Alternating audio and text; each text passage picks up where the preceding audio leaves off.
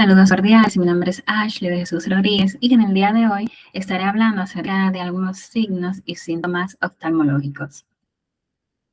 Iniciando con el glaucoma es una neuropatía óptica crónica y progresiva que se caracteriza por una pérdida progresiva de la capa de fibras nerviosas de la retina, una excavación y palidez progresivas de la papila y el desarrollo de unos defectos en el campo visual que evolucionan de forma característica. Existen más de 40 tipos de glaucomas que pueden ser clasificados de diversas formas. Entonces, según la localización de la causa que impide el correcto drenaje del humor acuoso, tenemos los glaucomas pretrabeculares, cuando la causa es un obstáculo delante del trabéculum, los glaucomas postrabeculares, cuando se debe a un aumento de la presión de las venas episclerales, o los más frecuentes, los glaucomas trabeculares, debido a una resistencia localizada en el mismo trabéculo. Según la edad, podemos clasificarlo en congénito, infantil, juvenil y del adulto. Según el origen, se clasifica en glaucoma primario si no está relacionado con otras patologías conocidas y glaucoma secundario si esa relación existe. Según la amplitud del ángulo formado por la raíz del iris y la córnea, que es llamado ángulo camerular o iricorneal, se clasifica en glaucomas de ángulo cerrado, en los que ambas estructuras están en contacto íntimo, y glaucomas de ángulo abierto, en los que no existe contacto alguno.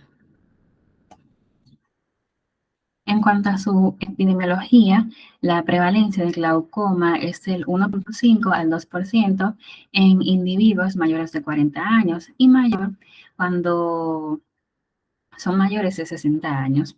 Es la segunda causa de ceguera irreversible en el mundo después de la retinopatía diabética. En cuanto a su patogenia, en el glaucoma se produce una pérdida progresiva de la capa de fibras nerviosas y en consecuencia una excavación progresiva de la papila. Y finalmente, el tratamiento del glaucoma se centra en reducir la presión intraocular, que es el factor de riesgo clave. El objetivo es disminuir la presión intraocular a un nivel seguro, generalmente un 30%, que es menos que el inicial, para detener o ralentizar el daño del nervio óptico. Se deben realizar pruebas periódicas para verificar su eficacia. Y el tratamiento se reserva para casos con presión intraocular muy alta o factores de riesgo. Y las opciones de tratamiento incluyen medicamentos, láser y cirugía. Continuamos con la uveitis, que el término uveitis se aplica a todo proceso inflamatorio del tracto uveal, que incluye el iris, el cuerpo ciliar y la coroides, que en ocasiones involucra otras estructuras vecinas, como es el trabéculum, la retina, el cuerpo vítreo, el endotelio corneal y la papila. Se clasifica de varias maneras, pero la clasificación anatómica es la más utilizada actualmente, y se basa en la localización primaria del segmento ocular, que se considera origen del proceso inflamatorio. Así se distingue entre uveitis anterior, intermedia y posterior. Entonces, la uveitis anterior afecta al iris y al cuerpo ciliar e incluye iritis, ciclitis y o iridociclitis. Y representa el grupo más frecuente, que es el 60%. Y suele ser una enfermedad aguda y autolimitada. A su vez, se puede subdividir en granulomatosa cuando presenta características histológicas de reacción granulomatosa, y no granulomatosa cuando son ya células pequeñas con predominio de linfocitos. La uveitis intermedia incluye a toda inflamación intraocular, origen que se localiza o en la porción posterior del cuerpo ciliar, dando lugar a una pars-planitis o en la periferia extrema retiniana y posterior de la base del vitrio, orinando una vitritis, que representa el 7% del total de la uveitis. Y por último tenemos la uveitis posterior, que abarca una serie de entidades en la que la inflamación origen se localiza por detrás de la membrana hialoidea posterior y presentan alrededor del 15% del total de la uveitis. Puede afectar la coroides, la retina y la porción posterior del cuerpo vítreo e incluye, por tanto, coroiditis, cororetinitis, retinocoroiditis y vasculitis retiniana. Hablando de su epidemiología, la incidencia de la uveitis en los países desarrollados es de 15 a 17 casos por 100.000 habitantes y año, siendo la causa del 10 al 15% de los nuevos casos de ceguera. La frecuencia de ciertos tipos de uveitis varía según las diferentes regiones del mundo, debido a factores geográficos. Ya el tratamiento de la mayoría de los casos de uveitis suele ser inespecífico, pues en pocos casos hay respuesta a un tratamiento específico. Dentro de ese tratamiento específico, los corticoides, ya sean tópicos, perioculares y sistémicos, siguen siendo el pilar del tratamiento en la mayoría de los uveitis. Incluso las uveitis tratadas de forma específica requieren la administración de corticoides para aminorar el daño intraocular y muchas veces este daño intraocular es irreversible. Seguimos con el ojo seco.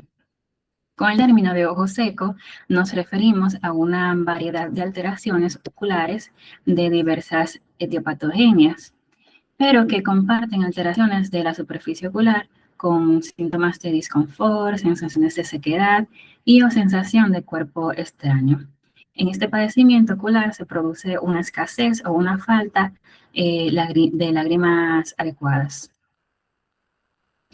Entonces, según lo que falte, sea lágrima acuosa, mucínica o grasa, se habla de ojo seco acuodeficiente, mucodeficiente o lipodeficiente. En cuanto a sus causas, a veces un ojo con poca mucina lo que hace es absorber poca lágrima, dejándolo derramar en gotas y por tanto la córnea seca. En otras ocasiones, el problema estaría en el epitelio corneal, que no se deja untar por la capa mucínica y por tanto rechaza las 3 capas lagrimales.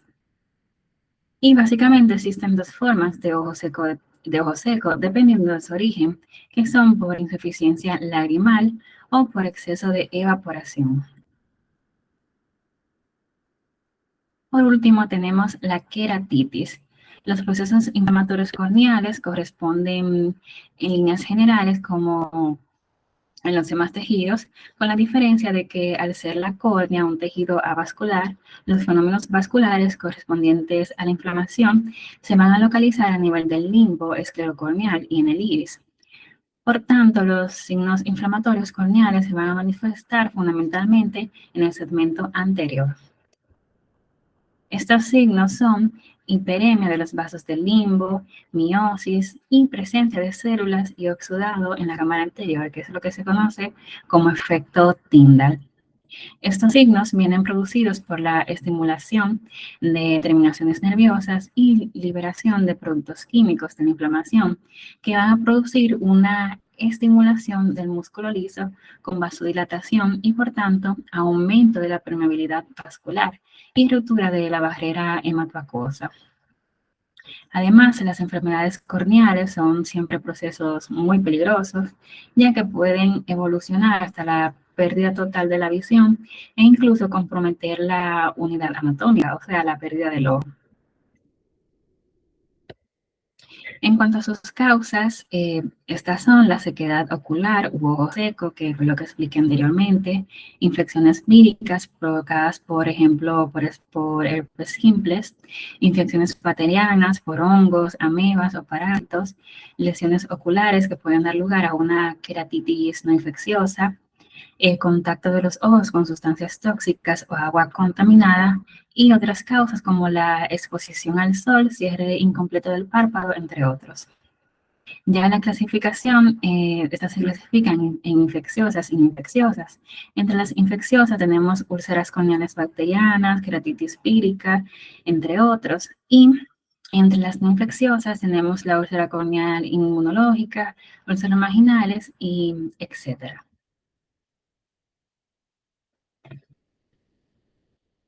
Bien, entonces, la toxis es el descenso del párpado superior respecto a su posición normal. Esta se clasifica en congénica, que se debe a una distrofia del músculo elevador, mecánica, que puede deberse a un exceso de peso en el párpado superior por tumores, exceso de piel, entre otras causas, senil, que es la forma más frecuente, neurogénica, que es la lesión del tercer par craneal, y por defectos de la inervación simpática del músculo Müller, que junto con miosis y anfidrosis constituyen en síndrome de Horner. Y miogénica, que entre estas destacan la miastenia gravis, distrofia muscular y distrofia miotónica.